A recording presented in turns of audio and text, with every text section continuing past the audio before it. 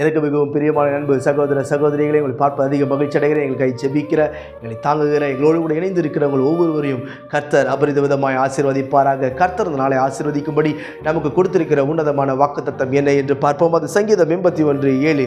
இடி முழக்கம் உண்டாகும் மறைவிடத்திலிருந்து உனக்கு மறு உத்தரவு அருளினேன். இடி முழக்கம் உண்டாகும் மறைவிடத்திலிருந்து உனக்கு மறு உத்தரவை கர்த்தர் கொடுப்பார். பிரியமானவர்களே, வேதம் சொல்லுகிறது அவர் ஜெபத்தை கேட்கிறவர். இன்றைக்கு அநேகர் சொல்லலாம், பிரதர் நான் எவ்வளோ நாள் ஜெபிச்சுட்டு இருக்கேன், ஆனால் எனக்கு ஒரு வார்த்தையும் ஆண்டெடுத்து வரல, ஒரு பதிலும் எனக்கு வரல, கர்த்தர் எனக்கு இன்னும் மறு உத்தரவு தரலையே என்று சொல்லி நீங்கள் காத்து கொண்டு இருக்கலாம், ஏங்கி கொண்டு இருக்கலாம். வார்த்தை எப்பொழுது வரும், கர்த்தரிடத்தில் எனக்கு எப்பொழுது வார்த்தை வரும் என்று சொல்லி நீங்கள் யோசித்து கொண்டிருக்கலாம். ஆண்டவர் எங்கிருந்து உங்களுக்கு மறு உத்தரவு கொடுக்கிறாராம்?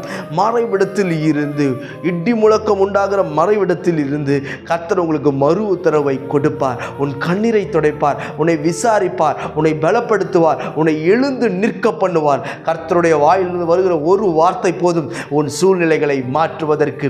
எப்பொழுது யாருக்கு கர்த்தர் செவி கொடுக்கிறார், யாருக்கு மறு உத்தரவு கொடுக்கிறார் என்று வேதம் சொல்லுகிறது பார்ப்போம். சங்கீதம் 81:13 சொல்லுகிறது, என் ஜனம் எனக்கு செவி கொடுத்து என்று சொல்லி. நாம் கர்த்தருக்கு செவி கொடுக்கும் பொழுது, கர்த்தரிடத்தில் நாம் நம்முடைய செவியை சாய்த்து அவருடைய வார்த்தைக்காய் காத்திருக்கும் பொழுது கர்த்தர் என்ன செய்கிறாராம்? மறைவிடத்திலிருந்து, இடி முழக்கம் உண்டாகிற மறைவிடத்திலிருந்து நமக்கு பதிலை கொடுக்கிறவராய் இருக்கிறார். நாம் செய்ய வேண்டிய ஒரே ஒரு காரியம், யோசித்து பாருங்கள்.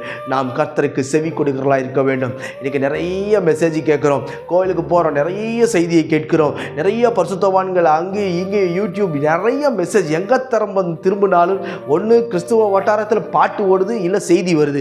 இப்படி ரெண்டும் ஓடும் போதும் நாம் எதற்கு செவி சாய்க்கிறவர்களா இருக்கிறோம்? கர்த்தருடைய வார்த்தைக்கு செவி சாய்க்கும் போது நிச்சயமாய் சொல்லுகிறேன், கர்த்தர் உங்களை மேன்மைப்படுத்தி ஆசீர்வதித்து உயர்த்தவர் போதுமானவராய் இருக்கிறார். நிச்சயம் உங்களுக்கு பதில் வரும். நிச்சயம் உங்கள் காத்திருப்பை கர்த்தர் கனப்படுத்துவார், உங்களை மேன்மைப்படுத்துவார், உயர்ந்த ஸ்தானத்தில் நிற்க பண்ணுவார். நான் உங்களுக்கு ஜெபிக்கட்டும். பரலோக பிதாவே, இந்த வார்த்தையெல்லாம் கேட்கிற நண்பு சகோதர சகோதரிகள் ஒவ்வொருடைய கருத்தில் ஒப்பு கொடுக்கிறேன். கர்த்தரை மேன்மைப்படுத்தி ஆசீர்வதிப்பீராக, கனப்படுத்தி எழுந்து நிற்க பண்ணுவீராக.